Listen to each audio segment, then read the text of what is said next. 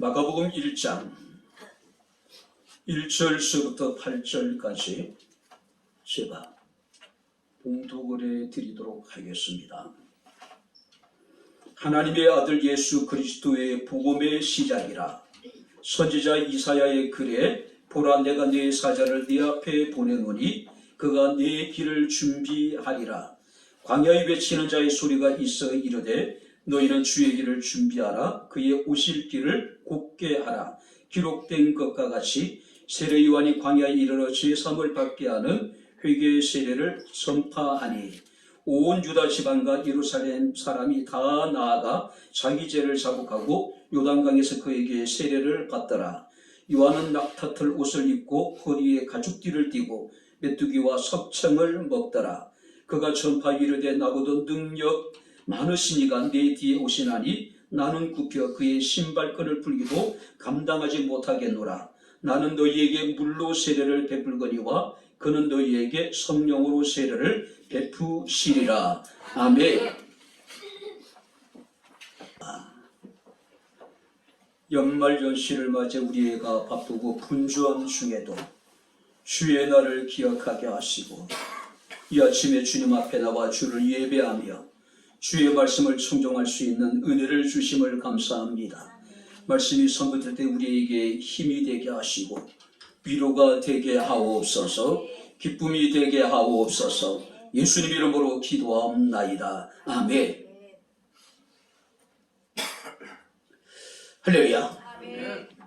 자, 우리 옆에 있는 분들과 하나님 우리와 함께 하십니다. 인사하겠습니다. 하나님 우리와 함께 하십니다. 할렐루야. 우리가 마가복음의 첫 장면은 굉장히 장엄합니다. 우리 1절 말씀 우리 다시 한번 같이 읽어보겠습니다. 하나님의 아들 예수 그리스도의 복음의 시작이라. 예수 그리스도는 하나님의 아들이시며 하나님의 아들이신 예수 그리스도를 통해서 새로운 복음의 역사가 시작이 되어졌다. 다시 말해서 하나님의 구원의 역사가 시작되어졌다라고 지금 선언하고 있습니다. 그런데 이 선언적인 문장은요, 아무런 뜻 없이 상투적으로 표현하여 쓴 것이 아니라는 겁니다. 당시 그리스도인들에게 있어서 이 선언은 죽음을 각오해야지만이 고백할 수 있는 위대한 신앙의 고백이었다는 사실이에요. 자, 그런데 마가는 예수 그리스도의 복음이라고 지금 선포하고 있죠. 구약에는 복음이라고 하는 단어가 한 번도 사용되지 않았습니다. 자, 최초로 마가라고 하는 인물이 이 복음이라고 하는 단어를 사용하게 되고 그 이후에 마태라든지 누가라든지 요한이나 또 바울 등이 이렇게 이제 끊임없이 복음이라고 하는 단어를 사용하게 됩니다.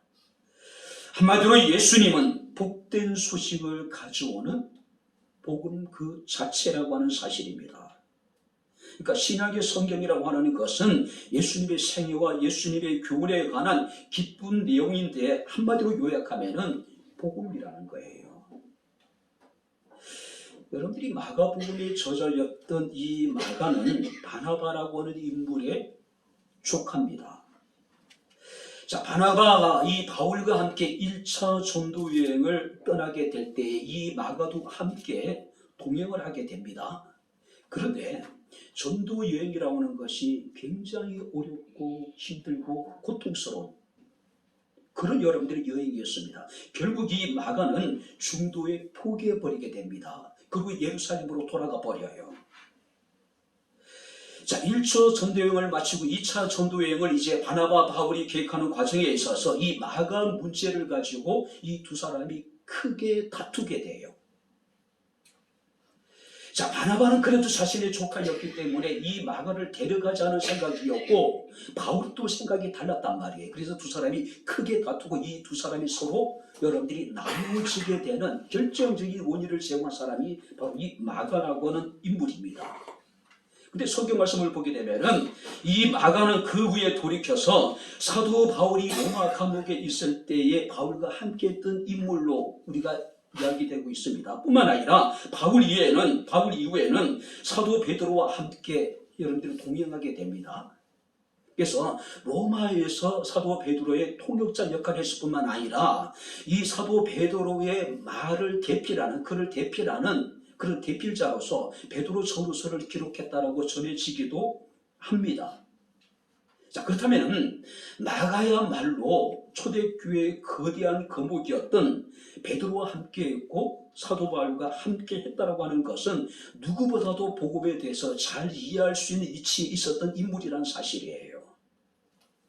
왜냐하면 예수님의 가장 지근거리에서 섬겼던 베드로와 함께했기 때문에 누구보다도 예수님의 생애에 대한 텍스트를 그는 가지고 있었다는 이야기고, 뿐만 아니라 그는 바울과 함께했기 때문에 예수님의 생애뿐만 아니라 예수님의 교훈, 예수님의 사건에 대한 해석 등등 이런 것을 봤을 때에 그는 이 마가는 복음이 무엇인가, 예수가 어떤 분인가를 정확하게 알고 있었다는 사실이에요.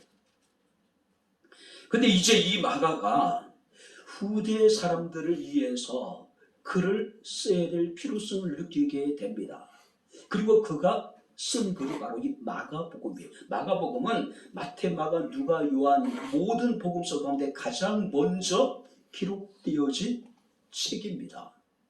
혹자들은 이러기를 마가복음을 기초로 해서 마태복음이 기록되어지게 되고 누가복음이 기록되어지고 요한복음이 기록되어졌다라고 이야기를 합니다. 근데 그가 기록하는 과정에 있어서 예수께서 행하신 모든 일들을 한마디로 요약한다면은 어떤 단어로 표현할 수 있을까 아마 고민하게 되었겠죠.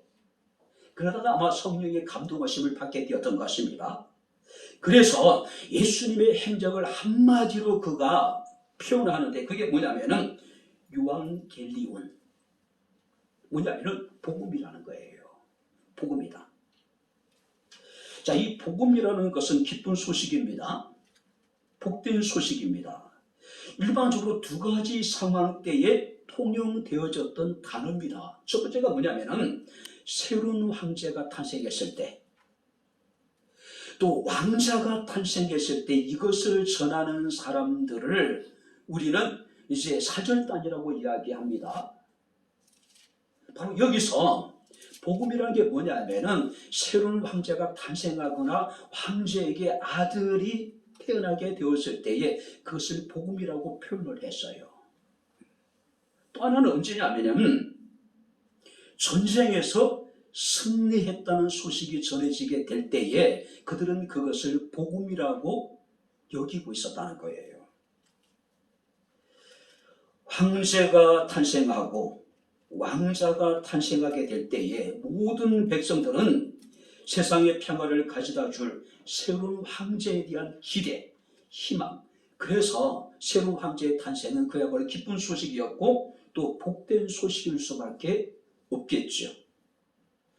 또 전쟁에서 승리했다는 이야기는요, 전쟁 후에 있게 될 평화와 기쁨을 상징하는 것이고 승리를 통해 얻게 될 전리품을 통한 풍요, 이것이 복된 소식이었고 이것이 기쁜 소식일 수밖에 없었겠죠.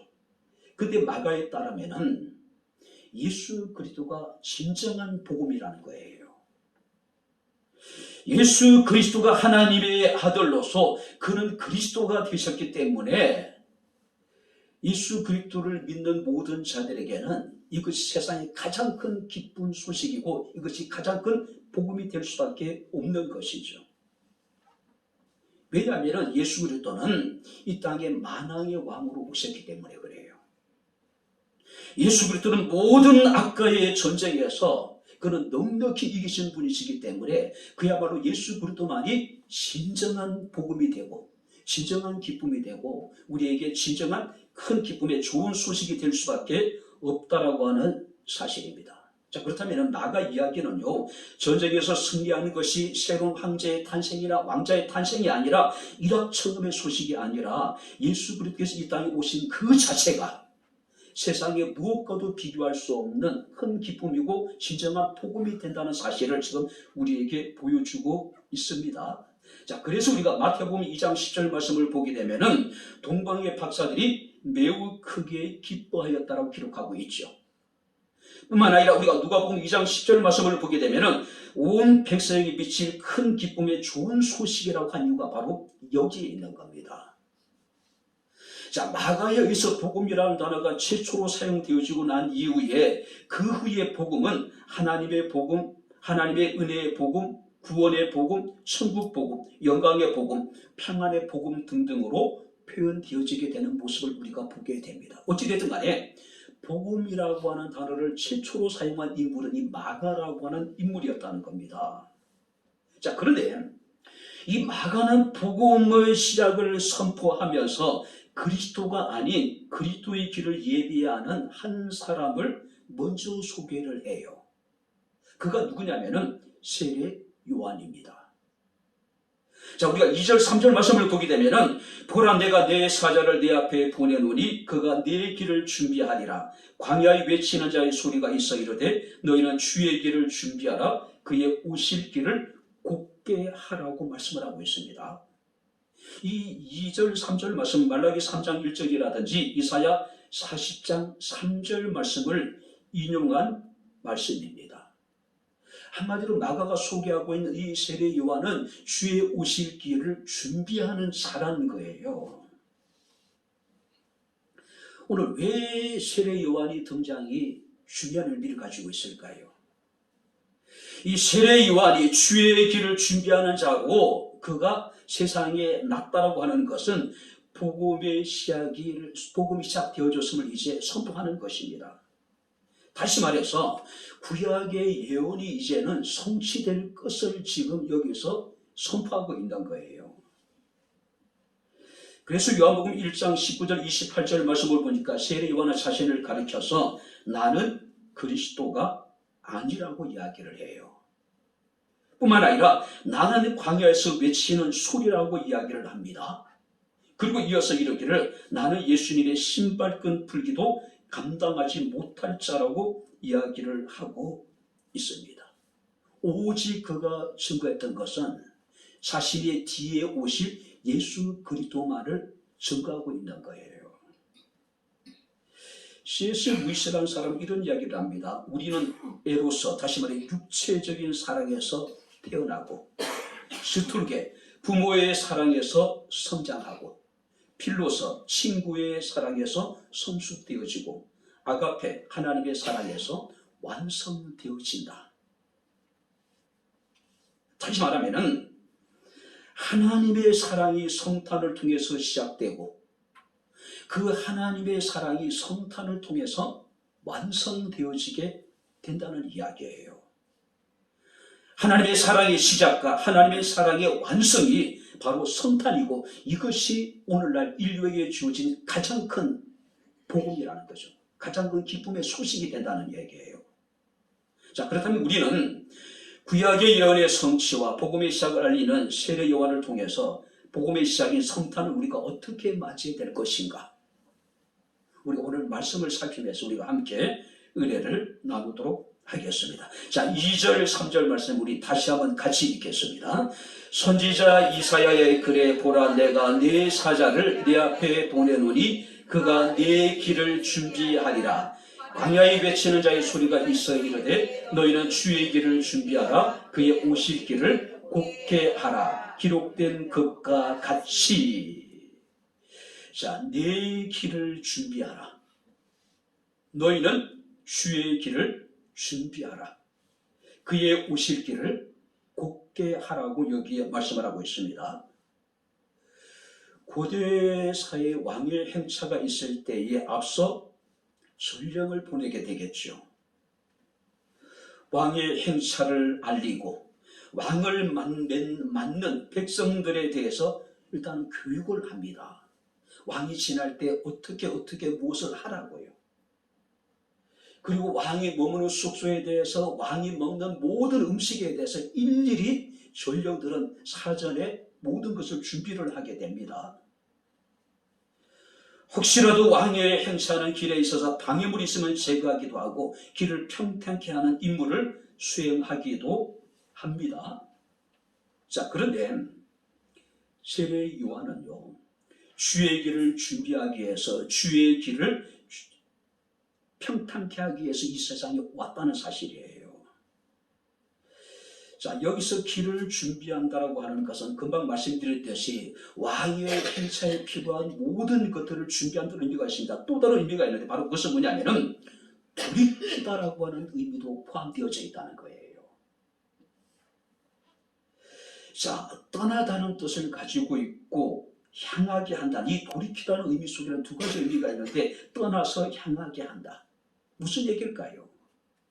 백성들이 불의한 것에서 떠나서 악한 것에서 떠나서 그 얼굴을 왕에게 향하게 하듯이 온 천하 만민이 오직 그 얼굴을 주님을 향하도록 한다는 그런 의미가 포함되어져 있는 거예요. 우리가 성탄을 맞이하면서 우리는 어떻게 성탄을 여러분들이 준비해 기다려야 될까요? 우리의 얼굴을 주님을 향해야 된다는 이야기예요. 그 일을 위해서 지금 세례 요한이 주의 길을 예비하는 자고 먼저 주님 앞서서 이 세상에 오셨다는 거예요. 특별히 이사야 40장 4절 말씀을 보게 되면은 골짜기마다 도두어지며 산마다 언덕마다 낮아지며 고르지 아니한 곳이 평탄하게 되며 험한 곳이 평지가 될 것이다. 자, 골짜기마다 도두어진다. 도두어진다는 이야기는 아래에서 들어 올린다는 이야기예요. 우리가 몸에 상처가 나면은 새살이 돋아오르듯이 아래에서부터 들어 올린다. 반목과 갈등, 불신 이런 것들이 여러분들이 다시 회복된다는 이야기겠죠. 산마다 언덕마다 낮아지게 될 거라고 이야기합니다. 이것은 겸손을 상징하는 것입니다. 뿐만 아니라 고르지 않는 곳이 평탄하게 될 것이고 험한 곳이 평지가 될 것이라. 자, 여기서 험한 곳이라고 하는 것은 거친 상태를 말하는 거예요. 인간의 거친 마음, 인간의 변덕스러운 마음, 인간의 높아지고자 하는 교만한 마음을 평탄하게 한다. 자, 여기서 평탄하게 한다는 이야기는 물리적으로 길을 팽평하게 한다는 그런 의미보다는 잘못된 길에서 돌이켜서 하나님의 뜻에 합당하도록 한다는 뜻을 가지고 있다라고 하는 사실이에요. 그렇다면 복음의 시작이 되신 예수 그리스도 탄생을 맞이하면서 우리는 어떤 마음으로 주님을 맞이해야 될까요? 주님의 마음에 합한, 주님의 뜻에 부합하는 그런 마음을 가지고 우리가 주님을 여러분들이 맞이해야 된다는 이야기예요. 우리 속에 있는 구부러진 마음, 비뚤어진 마음을 고운 마음으로 바꾸라는 이야기겠죠. 주님께서 기쁘시게 받으실 만한 그런 주님의 뜻에 맞는 마음으로 변화시키라는 이야기예요. 세례 요한은 왕으로 오시는 예수 그리스도의 길을 준비하도록 보냄을 받은 사람입니다. 그의 삶은 비록 짧긴 했지만 누구보다도 그는 주의 길을 준비하는 데 열정적인 그런 인물이었죠. 사람들이 세례 요한에게 묻기를 당신이 누구냐라고 묻습니다. 그때 세례 요한은 단호하게 이야기합니다. 나는 그리스도가 아니라고 이야기를 해요. 오직 나는 그의 앞에서 보냄을 받은 자라고 이야기합니다. 그는 흥해야 되겠고 나는 세어야 될 것이라고 이야기를 해요. 무슨 얘기일까요? 자신이 세함으로 인하여서 예수 그리스도를 흥하게 하는 사람이라고 이야기하고 있는 거예요. 근데 오늘 우리들 어떻습니까? 예수 그리스도 통해서 자신이 흥하기를 원하는 것이 우리의 마음 아닐까요? 그죠? 김요한이라고 하는 시인의 아름다운 삶의 이야기에 나오는 것을 소개하겠습니다. 한 성자가 천사를 만났는데 천사가 무엇인가를 부지런히 닦고 있었습니다. 자, 이 성자가 천사에게 물었습니다. 무엇을 그렇게 열심히 닦고 있습니까? 그때 천사가 대답합니다. 세상이 너무 더러워서 닦고 있습니다. 산과 바다와 나무들을 닦으니 세상이 이렇게 깨끗하게 빛납니다. 그런데 아무리 닦아도 빛나지 않는 것이 있습니다. 그때 성자가 물었습니다. 도대체 그것이 무엇입니까? 그때 천사가 이야기합니다. 사람의 마음입니다. 사람들의 마음은 자신이 닦아야 비로소 빛을 낼 수 있습니다라는 이야기를 해요. 사람을 깨끗하게 하는 것은요, 누가 해줄 수 있는 것이 아니라는 것이죠. 사람의 마음을 깨끗하게 할 수 있는 것은 자기 스스로가 자신의 마음을 깨끗하게 하지 않으면 누구도 천사도 그 마음을 깨끗하게 할 수가 없다는 이야기예요. 2023년 성탄을 맞이하면서 주의 오시는 길을 예비하는 그런 깨끗한 마음을 가지고 주님을 기쁨으로 맞이할 수 있는 저와 여러분들의 삶이 될 수 있기를 주의 이름으로 축원합니다. 두 번째 말씀을 보시기 바랍니다. 4절을 우리 같이 읽겠습니다. 세례 요한이 광야에 이르러 제3을 받게 하는 회개의 세례를 전파하니. 세례 요한이 광야에 이르러 제3을 받게 하는 회개의 세례를 전파하니. 5절 말씀을 보게 되면 온 유다 지방과 예루살렘 사람이 다 나아가 자기 죄를 자복하고 요단강에서 그에게 세례를 받더라. 무엇이 필요할까요? 회개입니다. 자, 여기서 회개라고 하는 것은 단순한 뉘우친 반성 정도를 말하는 게 아닙니다. 근본적인 삶의 변화를 말하는 거예요. 마음의 변화를 의미하고 있는 겁니다.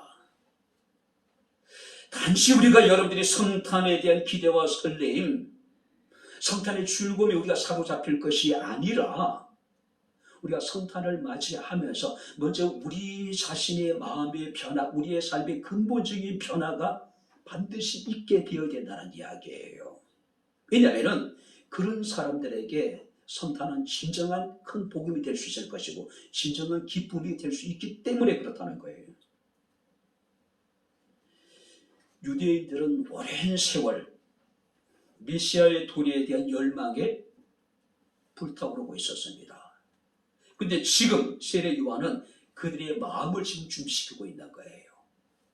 그들의 근본적인 삶의 변화를 지금 추구하고 있는 거예요. 너희가 메시아를 대방하고 있는데 너희는 메시아를 막기 위해서는 너희의 마음의 변화가 필요하고 너희들의 삶의 근본적인 변화가 지금 필요하다는 이야기예요. 아무런 변화 없이 아무런 생각 없이 우리가 그저 그렇게 우리가 성탄을 맞이할 수는 없다는 이야기예요. 회개하라고 하는 세례 요한의 외침을 듣고 수많은 사람들이 요단에 나와서 세례 요한에게 세례를 받게 되는 모습을 우리가 보게 됩니다. 그리고 우리가 15절 말씀을 보게 되면 예수께서 공생애를 시작하시면서 처음 하신 말씀이 뭡니까? 회개하고 복음을 믿으라는 이야기예요. 자, 여기서 복음이 뭡니까? 예수 그리스도잖아요. 성탄은 복음이 되신 예수 그리스도께서 이 땅에 오신 날이잖아요. 그래서 성탄은 복음의 시작이라는 이야기예요. 교회가 교회되어지기 위해서는 온전한 회개를 선포해야 합니다. 만약에 교회가 회개의 복음을 외치지 않는다면 그 교회는 죽은 교회일 수밖에 없을 것이고 죽은 기독교일 수밖에 없는 거예요. 성도가 성도다워지기 위해서는 진정한 회개가 반드시 나타나야 돼요. 근데 오늘날 우리의 여러분들의 모습은 어떻습니까? 죄를 지적하고 회개를 선포하기보다는 사람들이 듣고 싶은 이야기만을 강단에서 합니다.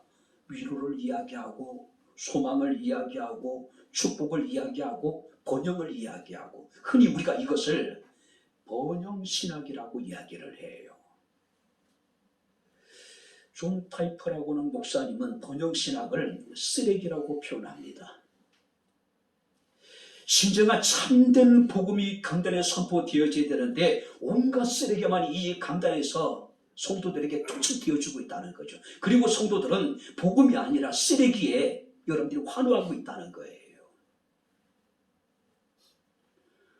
오스트리아 비엔나 제국 박물관이 있다고 합니다. 이 박물관에는요 아주 유명한 그림의 한 장이 있는데 데오도시우스라고 하는 황제가 밀라노의 주교였던 암브루스와 논쟁을 벌이고 있는 여러분들이 그런 그림이라고 이야기를 해요.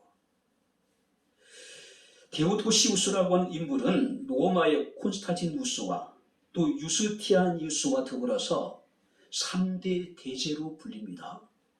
그러니까 굉장히 유명한 황제예요. 그때 이제 이 데오도시우스가 데살로니가라고 하는 지역에서 반란이 일어나요. 그리고 그 반란 과정에 황제와 황후의 초상을 사람들이 흙탕물 속에 집어 던지는 사건이 벌어지게 됩니다. 데오도시오가 아주 분노하게 되겠죠.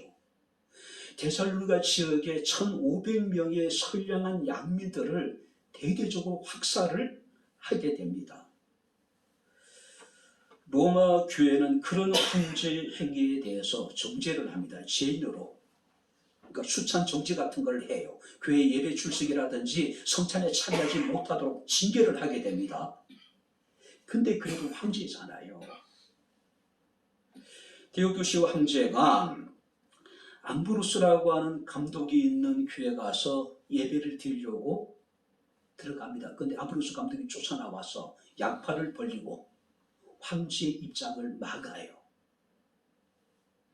황제가 그런 얘기를 합니다. 성경에 보면 다윗도 죄인이었는데 성전에 들어가지 않았느냐? 나도 들어가겠노라.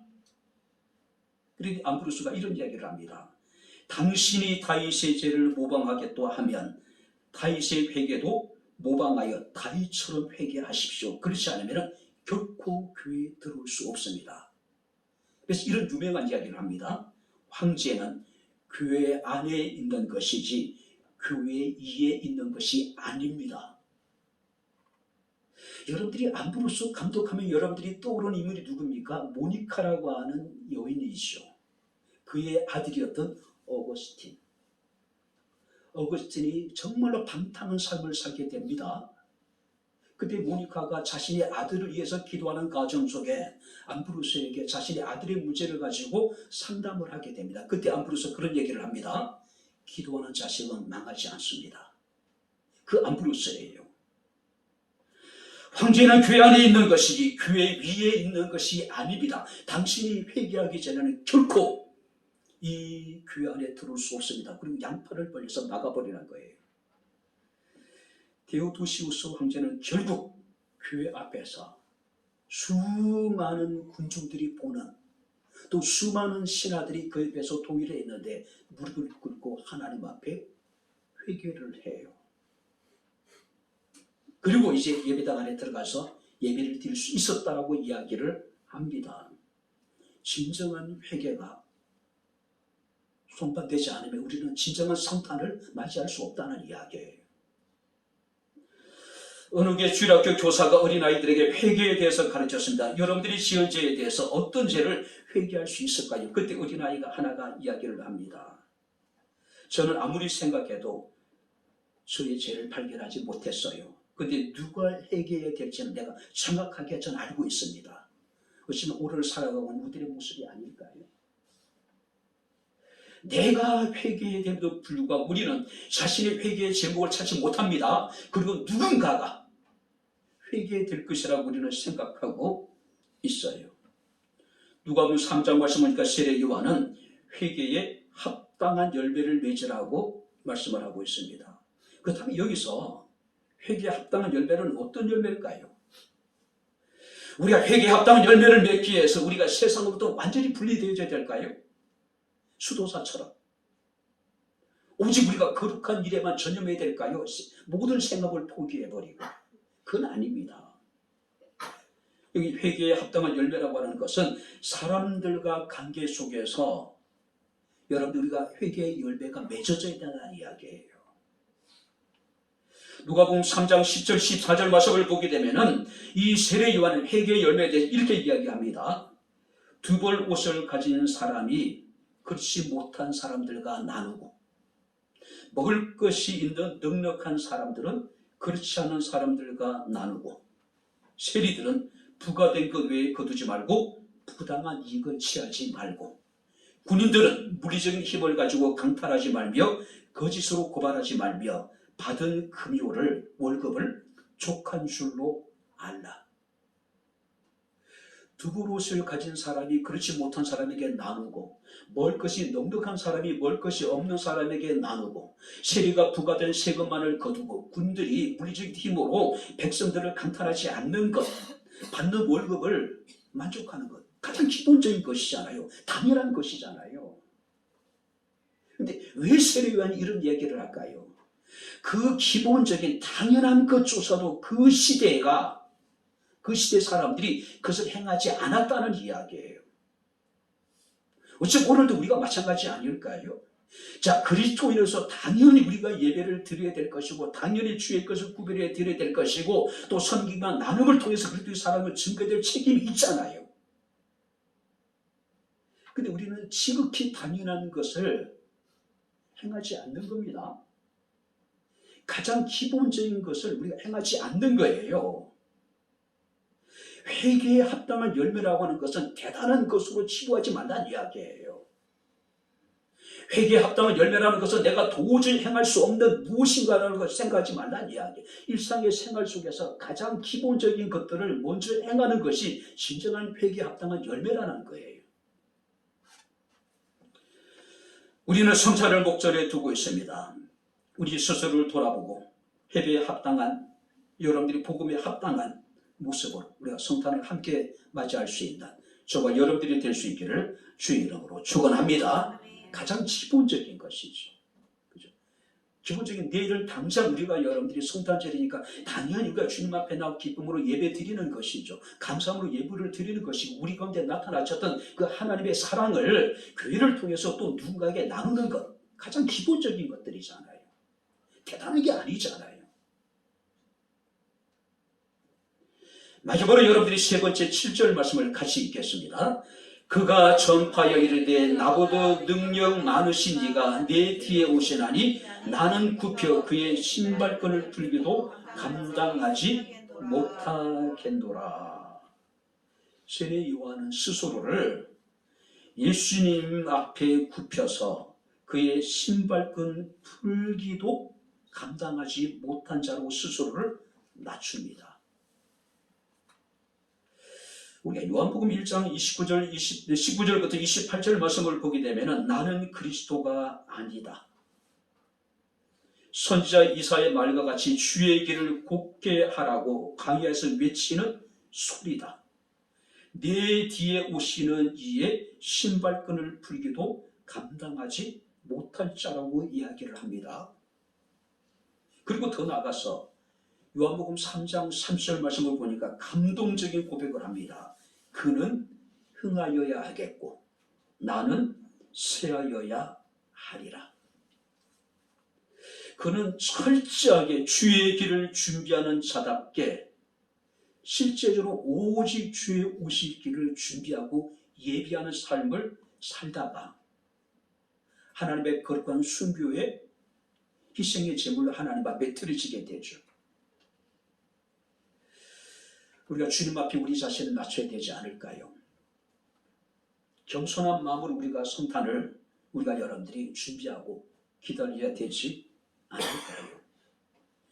20세기의 가장 탁월한 지휘자 가운데 한 사람이었던 레오날도 번스타인이라는 분이 방송에 출연을 하게 됩니다. 자, 자유롭게 대화할 수 있는 시간이 되자 누군가에게 그에게 물었습니다. 선생님, 수많은 악기 중에서 가장 다루기 힘든 악기가 무엇입니까? 자, 번스타인이 뭐라고 얘기했을까요? 의외의 대답을 하게 됩니다. 제2 바이올린입니다. 무슨 얘기일까요? 제1 바이올린을 연주하는 사람과 똑같은 열정을 가지고 제2 바이올린을 연주하는 사람을 구하기가 그렇게 힘들다는 거예요. 여러분들 플룻도 마찬가지로 얘기합니다. 제일 연주자가 되고자 하는 사람은 많지만은 그와 더불어서 아름다운 화음을 이루어주는 제2 연주자를 찾기가 힘들다는 거예요. 또 찾는다 하더라도 제일 연주자와 같은 그런 마음을 가지고 연주하는 사람을 찾기가 쉽지 않다는 이야기죠.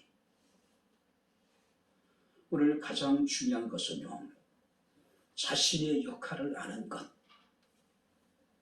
자신의 분수를 아는 것, 자신의 위치를 망각하지 않고 또 여러분 우리가 겸손한 마음으로 자신의 위치에서 최선을 다할 수 있는 사람들, 이런 사람들이 참된 성탄의 기쁨을 우리가 여러분들이 누릴 수 있지 않을까요? 세례요한은 철저하게 자신을 낮추고 오직 예수만을 높이며 그의 길을 준비했던 인물입니다. 근데 우리가 당시 상황에 들어가 보면은요, 이 세례 요한은 정말 폭발적인 인기를 누리고 있었죠. 예수께서 이 땅에 오시기 전까지만 하더라도, 예수께서 요단에서 세례를 받으시기 전까지, 예수께서 공생이 시작하기 전까지만 하더라도 세례 요한은 당시 사회에 가장 영향력 있는 인물 가운데 하나였습니다. 오죽했으면은요, 모든 사람들이 두려워할 정도로요. 마태복음 3장 5절 말씀 보니까 이때 예루살렘과 온 유대와 요단 사방에서 다 그에게 와서 세례를 받더라고 이야기를 하잖아요. 세례 요한의 영향력이 얼마나 컸더니 사람들이 혹시 세례 요한이 메시아가 아닐까라고 하는 그런 착각을 할 정도였습니다. 자, 그래도 불구하고 세례 요한은 결코 주님의 자리를 차지하려고 하지 않았다는 사실이에요. 나는 그의 신발끈을 푸는 것조차도 나는 감당할 수 없는 자라고 이야기를 합니다. 더 나아가서 그는 이런 이야기합니다. 나는 빛이 아니요 빛에 대하여 증언하러 온 자라고 이야기를 해요. 나는 말씀이 아니라 광야에서 외치는 소리라고 이야기를 합니다. 그는 흥하게 되겠고 나는 쇠하게 하리라고는 이야기를 합니다. 무슨 얘기일까요? 빛이 아니라 빛에 대해서 증언하는 사람, 말씀이 아니라 광야에서 외치는 소리, 나는 쇠하여야 되겠지만은 오직 그분만이 흥하기를 원했던 사람, 바로 이가 세례 요한이었다는 것이죠. 마태복음 2장 1절부터 12절 말씀을 보니까 동방의 박사들이 등장을 합니다. 집에 들어가 아기와 그 어머니 마리아가 함께 있는 것을 보고 엎드려 누구에게 경배합니까? 아기께 경배하고, 할렐루야, 오직 아기께만 경배했대요. 그리고 보배압을 열어서 황금과 유향과 모략을 예물로 드렸다라고 성경에 말씀을 하고 있습니다. 2023년도 이번 성탄은 정말로 주님의 이름을 높이며 주님께만 영광을 돌릴 수 있는 아름다운 주의 성탄이 될 수 있기를 주님으로 축원합니다. 이제 말씀을 마치겠습니다. 한국의 슈바이처로 불리는 장기려 박사는 한국에서 가장 위대한 의술인이죠. 의사입니다. 한국의 슈바이처라고 불릴 정도로 그는 누구보다도 가난하고 소외받는 사람들을 위해서 자신이 가진 재주 의술을 여러분들이 펼쳤던 그런 인물입니다. 그가 80회 생신을 맞이해서 가장 기뻤던 일을 세 가지로 이야기를 합니다. 첫 번째가 뭐냐면은 첫 아들을 낳았을 때 세상이 모든 것이 자기 것처럼 여겨졌다는 것이죠. 두 번째는 일제 암울한 강점기 때에 송기정이라고는 젊은 청년이 베를린 올림픽에서 마라톤에서 우승을 했을 때. 세 번째가 뭐냐면은 예수께서 자신을 위해서 이 땅에 오셨다는 소식을 들었을 때 그는 가장 기뻤다고 이야기를 해요. 예수께서 나를 위해서 이 땅에 오셨다는 그 소식을 듣고 자신의 죄를 회개하고 예수님을 영접하고 구원의 확신을 가졌을 때에 그렇게 기쁠 수가 없었다고 이야기를 합니다. 그런데 그 기쁨이 얼마나 컸던지 아들을 낳은 기쁨과 송기정 선수가 베를린 올림픽에서 금메달을 땄다는 그 기쁜 소식이 하찮게 느껴졌대요. 하찮게 느껴졌대요. 어떤 것보다도 주님이 이 땅에 오신 사건은 우리에게 큰 기쁨의 좋은 소식이 됩니다. 왜냐하면 이것이 복음이기 때문에 그래요. 예수의 탄생은 복음의 시작입니다. 하나님의 구속사역의 역사의 시작이 되기 때문에 성탄은 우리에게 큰 기쁨의 좋은 소식일 수밖에 없다라고 하는 사실입니다. 여러분들 어떤 마음으로 성탄을 기다리고 있습니까?